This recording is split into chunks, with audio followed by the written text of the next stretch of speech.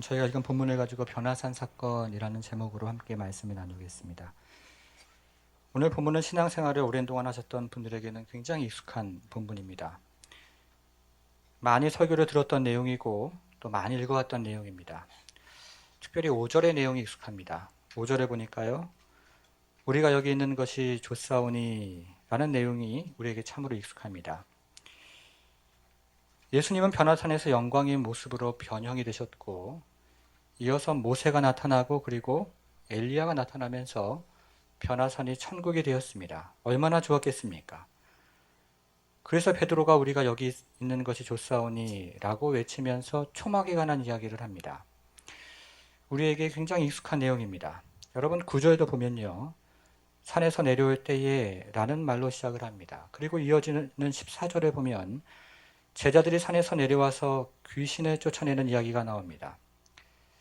이것을 요약하면 교회에서 혹은 기도원에서 찬송하고 말씀을 듣고 기도하는 것이 너무 좋습니다.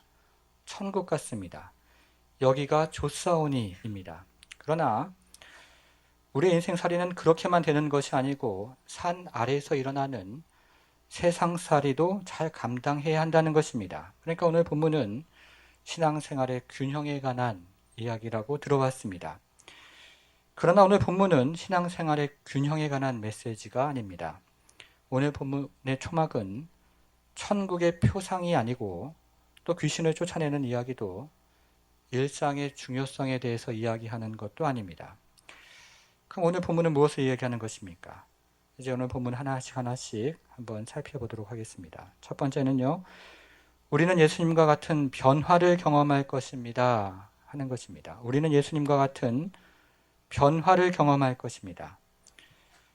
오늘 본문은 예수님의 변형으로부터 시작을 합니다. 2절과 3절을 다시 한 번만 보겠습니다. 2절, 3절 같이 한번 읽어보겠습니다. 엿새 후에 예수께서 베드로와 야고보와 요한을 데리시고 따로 높은 산에 올라가셨더니 그들 앞에서 변형되사 그 옷이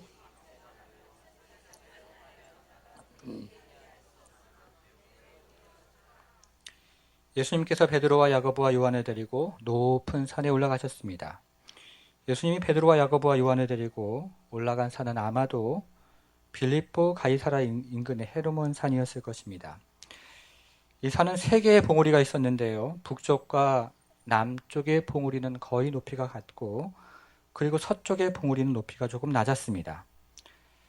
그 중에서 가장 높은 봉우리가 2774m가 되었으니까요.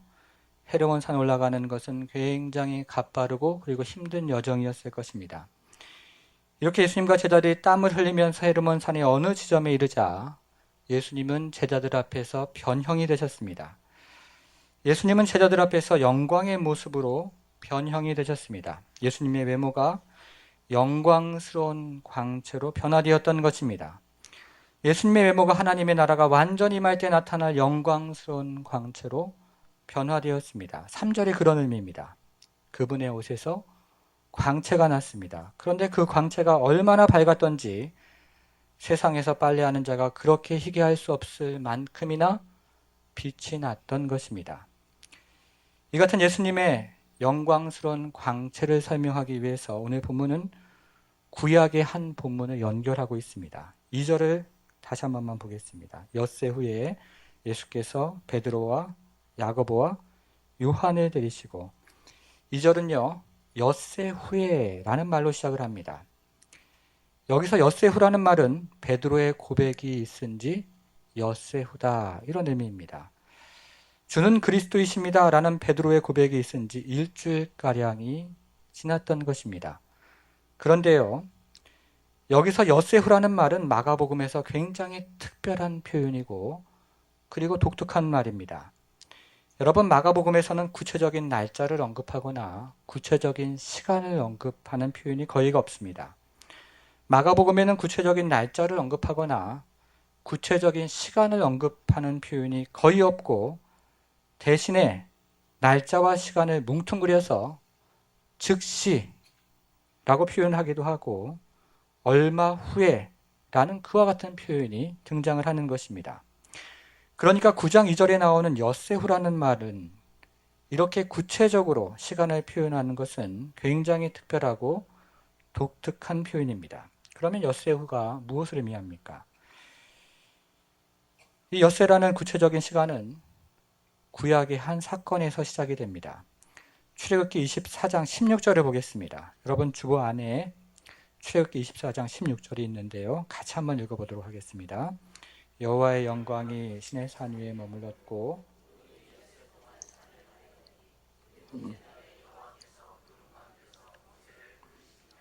여기서 엿새 동안이라는 말이 나옵니다. 모세가 하나님을 만나기 전에 가졌던 시간이 엿새였습니다. 모세가 하나님을 대면하기 전에 가졌던 시간이 엿새였던 것입니다. 그러니까 모세가 엿새 후에 높은 산에서 여호와의 영광을 대면했던 것처럼 이제 제자들이 엿새 후에 높은 산에서 예수님의 변형된 영광을, 변형된 모습을 대면하게 된 것입니다. 그러니까 제자들이 엿새 후에 높은 산에서 본 것은 바로 모세가 엿새 후에 높은 산에서 보았던 바로 그 여호와의 영광이었던 것입니다. 제자들이 모세가 보았던 여호와의 영광을 보았던 것입니다. 여러분 얼마나 좋았겠습니까? 얼마나 기뻤겠습니까? 엿새 후에 바로 그 영광을 보았던 것입니다. 사랑하는 성도 여러분, 이것이 성도들의 종착지입니다. 우리도 예수께서 다시 오실 때에 그와 같은 영광을 볼 것입니다. 그리고 우리도 그날에 그와 같은 영광으로 변할 것입니다. 우리도 그날에 모세가 보았던 영광을 볼 것이고 제자들이 보았던 영광을 볼 것입니다. 그리고 우리도 그 영광을 덧입을 것입니다. 우리의 얼굴도 영광으로 빛나고 우리의 옷도 영광으로 빛나며 우리 모두가 해와 같이 빛날 것입니다. 이것이 바로 우리의 종착지입니다. 변화산의 영광, 그 영광을 성도들도 경험할 것입니다. 이것이 첫 번째 메시지입니다. 그런데 오늘 본문에는 더 중요한 메시지가 있습니다. 두 번째를 보겠습니다. 둘째, 우리는 예수님의 말씀을 들어야 합니다. 우리는 예수님의 말씀을 들어야 합니다. 먼저 4절을 보겠습니다. 이 엘리야가 모세와 함께 그들에게 나타나 예수와 더불어 말하거늘 이라고 되어 있습니다. 예수님은 영광의 광채로 변화되었고 이어서 모세가 등장을 하고 그리고 엘리야가 등장을 했습니다. 그리고 모세와 엘리야가 예수님과 대화를 했습니다. 여러분, 이 구절은 묵상하면 묵상할수록 참으로 신비스럽습니다. 먼저 구약의 많은 인물들 중에서 모세와 엘리야가 나타난 이유가 무엇이겠습니까? 아브라함도 있고 다윗도 있고 예레미야도 있고 에스겔도 있는데 구약의 수많은 인물 중에서 모세와 엘리야가 나타난 이유가 무엇이겠습니까? 먼저 모세가 누구입니까? 모세는 이스라엘 백성을 애굽에서 구원한 사람입니다. 모세는 이스라엘 백성을 애굽에서 구원해서 가나안으로 인도했던 사람입니다. 그러면 엘리야는 누구입니까? 엘리야는 이스라엘 백성을 우상 숭배에서 구원한 사람입니다. 엘리야는 이스라엘 백성을 바알 숭배에서 구원하고 거짓된 우상에서 구원한 사람입니다. 그러니까 모세와 엘리야는 모두 구원자였습니다. 그러므로 이들은 메시아의 모형이었던 것입니다. 이들은 오실 메시아의 역할을 미리 보여주는 메시아의 모형이었던 것입니다. 그런데요, 모세와 엘리야가 등장하는 더 중요한 이유가 있습니다. 구약 성경을 읽다 보면 모세와 엘리야가 동시에 등장하는 구약의 본문이 있습니다. 말라기 4장 4절부터 6절 말씀인데 같이 한번 이 말씀은 살펴보도록 하겠습니다. 4절부터 읽겠습니다. 너희는 내가 호렙에서 온 이스라엘을 위하여 내 종 모세에게 명령한 법 곧 율례와 법도를 기억하라. 보라,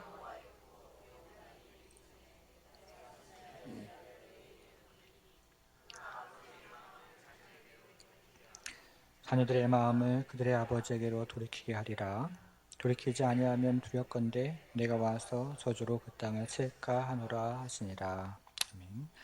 4절에는 모세가 등장을 합니다. 그러면 모세가 대표하는 것은 무엇입니까?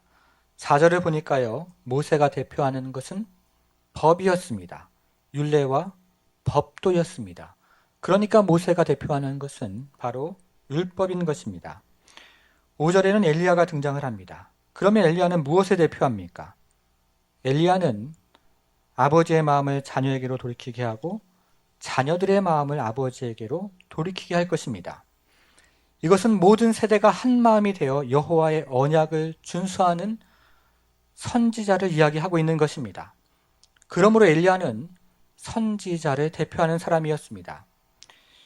이렇게 오늘 본문에는 율법을 대표하는 모세와 선지자를 대표하는 엘리야가 등장을 합니다. 그러면 모세와 엘리야가 무엇을 합니까? 4절을 다시 한번 보겠습니다. 이에 엘리야가 모세와 함께 그들에게 나타나 예수와 더불어 말하거늘. 모세와 엘리야가 예수님에게 말을 했습니다. 이들이 예수님에게 어떤 말을 했는지는 본문에 나와 있지가 않습니다. 그러나 추측을 해볼 수는 있겠습니다. 아마도 모세는 구약의 율법이 증거했던 분이 바로 예수님이라고 증언을 했을 것입니다. 구약의 율법이 증거했던 메시아가 바로 예수님이라고 증언했을 것입니다. 엘리야도 마찬가지였습니다. 엘리야는 구약의 선지자들이 증언했던 분이 바로 예수님이라고 증언했을 것입니다. 엘리야는 구약의 선지자들이 증거했던 메시아가 바로 예수님이라고 증언했을 것입니다. 그러니까 율법과 선지자가 증거했던 분이 바로 예수님이라고 두 사람은 증언했을 것입니다. 이제 지금까지 내용을 정리해 보겠습니다. 예수님이 변화산에서 영광으로 변화되셨습니다. 그리고 율법의 대표였던 모세가 예수님에 대해서 증언을 했고 선지자의 대표인 엘리야가 예수님에 대해서 증언을 했습니다. 이것을 베드로와 야고보와 요한이 옆에서 보았고 그리고 들었습니다. 그러면 베드로와 야고보와 요한이 이 같은 광경을 보고 들으면서 무슨 생각을 했겠습니까? 그들의 고백이 맞았구나 하는 생각을 하고 그들의 생각이 옳았구나 하는 확신을 했을 것입니다. 이제 그들은 온갖 기대와 그리고 소망으로 부풀어 오르기 시작을 했습니다. 베드로의 이야기를 들어보겠습니다. 5절 말씀을 같이 한번 읽어보겠습니다. 5절입니다. 베드로가 예수께 고하되 랍비여 우리가 여기 있는 것이 좋사오니 우리가 초막 셋을 짓되 하나는 주를 위하여 하나는 모세를 위하여 하나는 엘리야를 위하여 하사이다 하니. 여기서요 초막의 동그라미를 한번 해보겠습니다. 베드로는 하나는 주를 위해서 하나는 모세를 위해서 하나는 엘리야를 위해서 초막 짓기를 원했습니다. 그러면 베드로가 이야기하는 초막이 무엇입니까? 이스라엘 절기 중에 장막절이 있었습니다. 이 같은 장막절이 되면 이스라엘 백성들은 나뭇가지로 초막을 지어서 애굽에서의 구원을 기념했습니다. 장막절이 되면 이스라엘 백성들은 주변에 있는 나뭇가지로 초막을 지어서 애굽에서의 구원을 기념했고 앞으로 다가올 완전한 구원을 고대했던 것입니다. 그러니까 베드로가 초막을 이야기한 것은 여기 있는 것이 좋사오니 라고 말하면서 변화산에 계속 머물고 싶었던 소망을 이야기한 것이 아닌 것입니다. 그런 소망을 이야기한 것이 아니고 예수님과 모세와 엘리야가 가져올 이스라엘의 완전한 구원을 지금 이야기하고 있는 것입니다. 베드로는 여전히 승리와 성공을 생각하고 있었던 것입니다. 여러분, 베드로는 지금 예수님의 영광의 광채를 보았습니다. 그리고 율법을 대표하는 모세의 증언을 들었고 선지자를 대표하는 엘리야의 증언을 들었습니다. 이제 예수가 그리스도라는 사실에는 의심할 여지가 없었습니다. 그래서 베드로는 이스라엘의 완전한 구원을 확신했던 것이고 이제 곧 그 일이 눈앞에서 펼쳐질 것이라고 기대를 하면서 이스라엘의 구원을 상징하는 초막에 관한 이야기를 꺼집어낸 것입니다. 베드로의 이 같은 확신에 기름을 부은 사건이 있었습니다. 7절을 보겠습니다. 7절을 같이 한번 읽어보겠습니다. 마침 구름이 와서 그들을 덮으며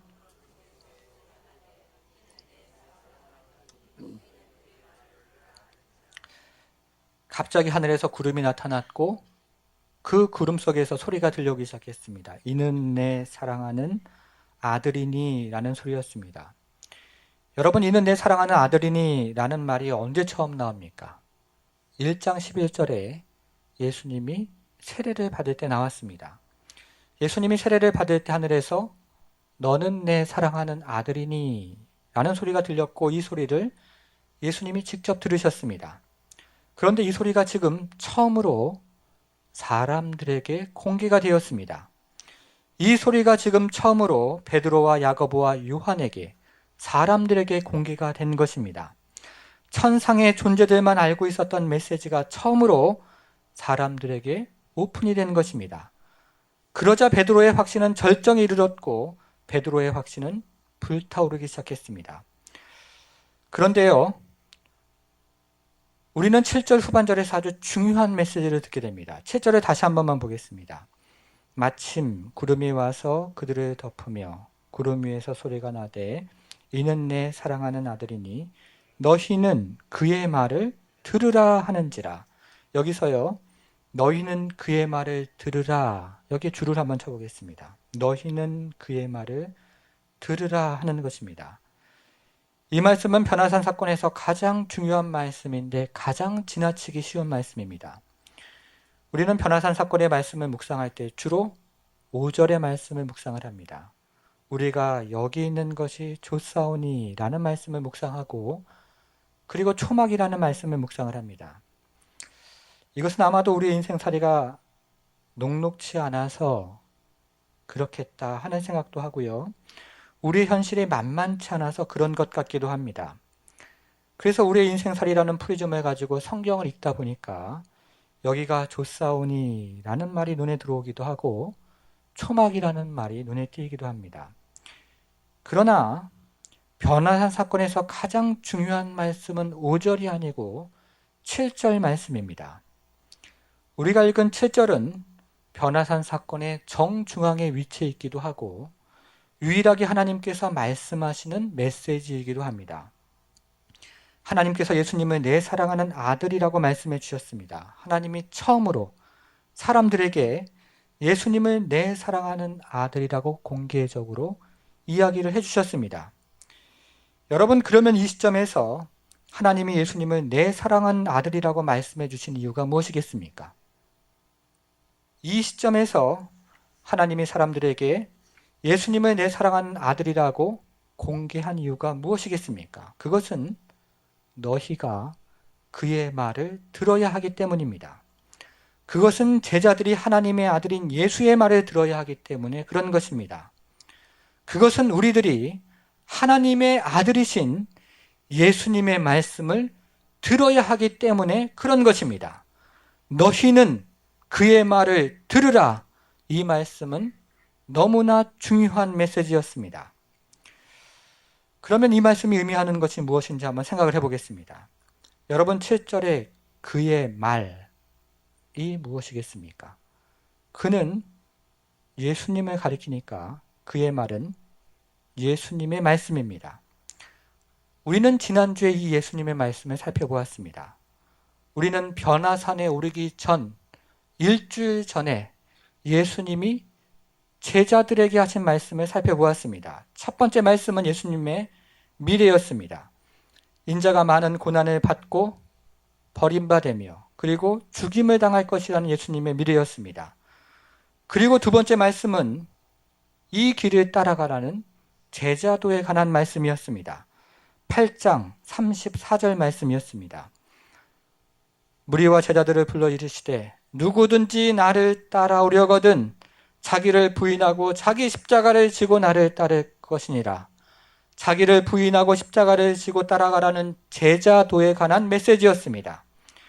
그러니까 예수님의 그의 말씀은 첫 번째는 고난받는 예수님의 미래였고 두 번째는 그 길을 따라가라는 제자도에 관한 메시지였습니다. 이것이 예수님께서 일주일 전에 변화산에 오르기 전에 제자들에게 하셨던 그의 말이었던 것입니다. 이 말씀을 들으라는 것입니다.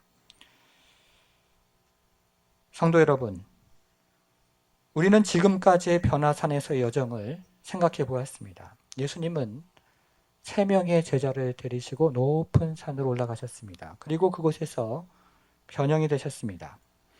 놀라운 영광의 모습이었습니다. 이때 모세와 엘리야가 나타났습니다. 그리고 모세는 율법이 증거했던 바로 그분이 예수님이라고 증언을 했고, 엘리야는 선지자들이 증거했던 바로 그분이 예수님이라고 증거를 했습니다. 옆에서 이 말을 보고 들었던 베드로의 기대는 높아만 갔고 제자들의 소망은 부풀어 올랐습니다. 이렇게 기대와 소망이 절정에 달했을 때 하늘에서 예수님이 바로 하나님의 아들이라는 소리가 들렸습니다.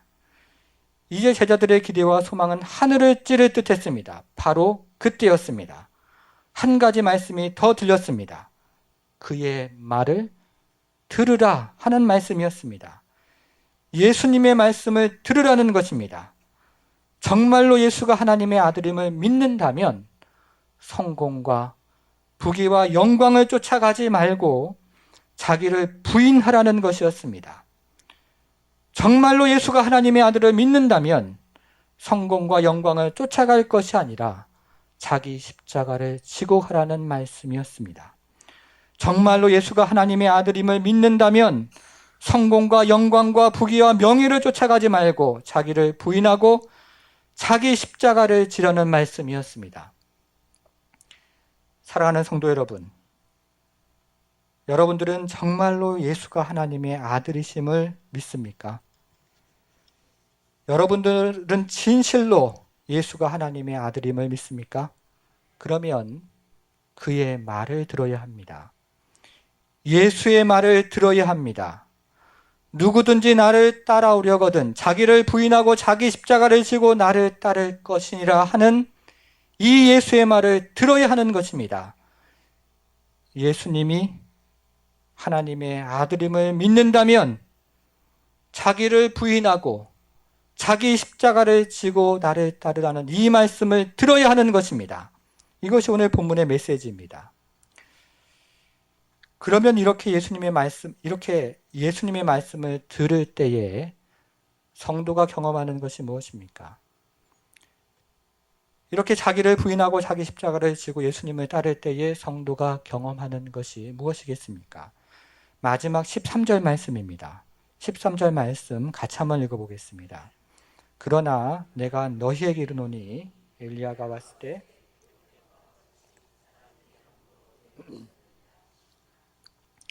여기서는요, 함부로 대우하였느니라의 줄을 한번 쳐보겠습니다. 함부로 대우하였느니라입니다.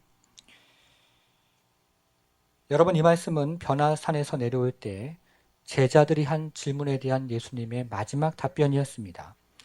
그런데 이 말씀이 다소 어렵습니다. 다시 한번 보겠습니다. 그러나 내가 너희에게 이르노니 엘리야가 왔으되 이렇게 시작을 합니다. 여기서 엘리야가 누구입니까? 세례 요한입니다. 동일한 사건을 기록하고 있는 마태복음 17장을 보면 여기서의 엘리야는 세례 요한이라고 이야기하고 있습니다. 여러분, 세례 요한은 부흥의 사람이었습니다. 세례 요한은 성령의 사람이었고 그리고 말씀의 사람이었습니다. 세례 요한은 정직한 사람이었고 거룩한 사람이었습니다. 세례 요한은 정말로 신실한 주님의 제자였습니다. 그런데 세례 요한의 운명이 어떻게 되었습니까? 세례 요한은 헤롯과 헤로디아의 간음과 부정을 이야기하다가 감옥에 갇혔습니다. 그것도 한 달, 두 달이 아니고 10개월 동안이나 악명이 높은 마카에루스라는 지하 감옥에 갇혔습니다. 그리고 그는 결국 그곳에서 목이 잘리는 참수를 경험했습니다. 헤롯과 헤로디아가 세례 요한을 함부로 대우했던 것입니다. 사람들이 세례 요한을 함부로 대우한 것입니다. 여러분, 이것은 우리의 일반적인 믿음과 다릅니다. 이것은 한국교회에서 가르치는 일반적인 믿음과 다른 것입니다.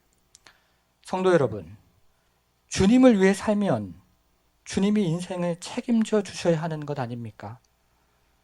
주님을 위해 살면 주님이 인생을 인도해 주시고 그리고 보호해 주셔야 하는 것 아닙니까? 주님을 위해서 죽기까지 순종을 하면 천군 천사를 보내서 감옥에서 건져 주셔야 하는 것 아닙니까? 피할 길을 주셔야 하는 것 아닌가 하는 말씀입니다. 여러분, 주님께서 그렇게 하실 때가 있습니다. 그러나 그렇지 않을 때도 있는 것입니다. 세례 요한의 삶이 그랬습니다. 세례 요한은 감옥에 갇혔고 결국 목이 잘리는 참수를 당했습니다. 사람들이 세례 요한을, 엘리야를 함부로 대우한 것입니다. 그런데요, 이 13절에 보면 아주 중요한 진리 한 가지가 더 나오는 것을 보게 됩니다. 기록된 바와 같이, 줄을 한번 쳐보겠습니다. 기록된 바와 같이라는 말씀입니다. 이 말이 의미하는 것은 세례 요한의 인생이 하나님의 경륜과 예정 가운데 있었다 하는 것입니다. 심지어는 세례 요한의 죽음까지도 하나님의 경륜과 하나님의 예정 가운데 있었다 하는 것입니다. 사람들은 세례 요한을 함부로 대우했지만 이것은 우연히 발생한 것도 아니고 뜻밖의 일어난 사건도 아니었습니다. 사람들이 세례 요한을 함부로 대우했지만 이것은 하나님의 경륜 가운데 일어난 일이었고 그리고 하나님의 예정 가운데 일어난 일이었습니다. 이것은 하나님의 섭리와 하나님의 간섭하심 안에 있었던 이야기라는 말씀입니다. 그래서 세례 요한의 죽음은 메시아의 미래에 대한 예표가 되었습니다. 세례 요한의 인생은, 세례 요한의 마지막은, 세례 요한의 죽음은 앞으로 메시아의 미래에 대한 안내서가 되었던 것입니다. 성도 여러분, 저는 지난주에 마가복음의 독자에 대한 말씀을 드렸습니다. 마가가 지은 복음서를 전달받고 있었던 사람들은 대부분이 로마에 있는 성도들이었습니다. 당시 로마 시민들은 로마의 성도들을 함부로 대우했습니다. 로마시가 화염에 휩싸이자 네로는 그 책임을 그리스도인들에게 넘겼고 그때부터 피해 향연이 시작이 되었던 것입니다. 제가 대학생 때였습니다. 로마를 방문했을 때 그리스도인들이 사자의 밥이 되었던 콜로세움을 저는 지금도 기억을 합니다. 위에서 내려다보면 콜로세움의 안은 미로와 같이 되어 있었습니다. 한쪽 문에서 사자가 나오고 반대편 문에서 그리스도인이 나오면 관중석에 있는 사람들이 그 모습을 숨을 죽이고 지켜봤을 것입니다. 굶주린 사자가 사람의 냄새를 맡고 미로의 이곳저곳을 쫓아다녔을 것이고 그리스도인은 사자를 피해 미로의 이곳저곳을 도망쳐 다녔을 것입니다.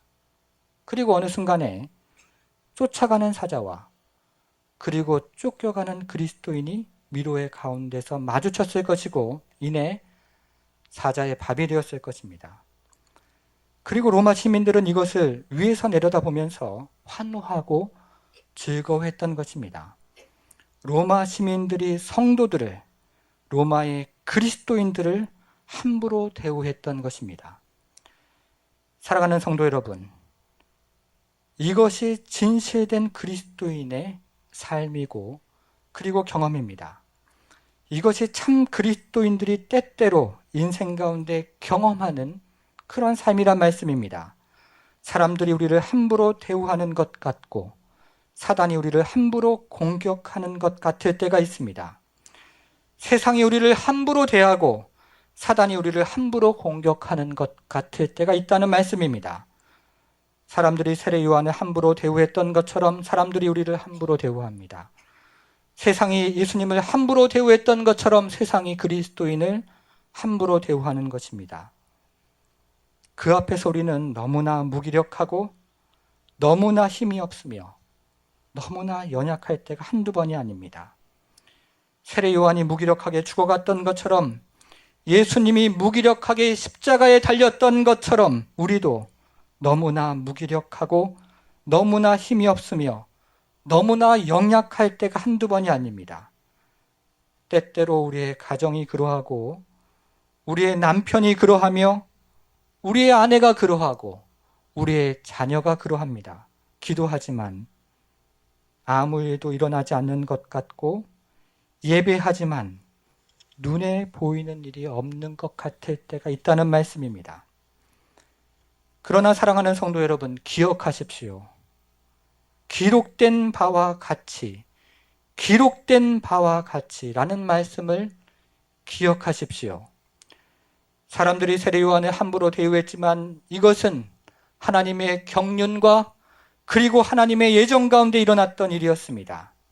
사람들이 예수님을 함부로 대우했지만 이것은 하나님의 경륜 가운데 일어나는 일이었고 하나님의 예정 가운데 일어나는 일이었던 것입니다. 사람들이 로마의 성도들을 함부로 대우했지만 이건 역시 하나님의 경륜 가운데 일어나는 일이었고 그리고 하나님의 예정하심 가운데 일어나는 일이었던 것입니다. 사자의 밥이 되고 십자가에서 불타 죽어갈 때에도 하나님의 경륜이 있었고 하나님의 예정이 있었습니다. 예수가 십자가에 매달려 참혹하게 죽어갈 때에도 바로 그때에도 하나님의 경륜이 있었고 바로 그때에도 하나님의 예정이 있었습니다. 사랑하는 성도 여러분, 우리도 마찬가지입니다. 세상이 우리를 함부로 대우하는 것 같고 사단이 기승을 부리는 것 같지만 우리의 인생도 하나님의 경륜 안에 있고 그리고 하나님의 예정 안에 있는 것입니다. 우리 가정 안에 고통이 있고 우리의 기도 제목 안에 눈물이 있으며 우리의 삶에 고난이 있지만 우리의 가정도 우리의 자녀도 우리의 인생도 하나님의 경륜 안에 있으며 그리고 하나님의 간섭하심과 하나님의 예정 안에 있는 것입니다. 사랑하는 성도 여러분, 우리에게 아무리 커다란 시련과 고난이 닥쳐와도 하나님의 경륜과 하나님의 예정 안에 있는 것을 믿으시기를 바랍니다. 우리의 가정에 아무리 어려운 시련과 고난이 닥쳐와도 하나님의 경륜과 하나님의 예정 안에 있는 것을 믿으시길 바랍니다. 우리의 일터에 아무리 커다란 시련과 고난이 닥쳐와도 하나님의 경륜과 하나님의 예정과 하나님의 섭리와 하나님의 인도하심 안에 있는 것을 믿으시기를 바랍니다. 기록된 바와 같이 하나님의 경륜과 하나님의 예정 안에 있는 것을 믿으시기를 바랍니다.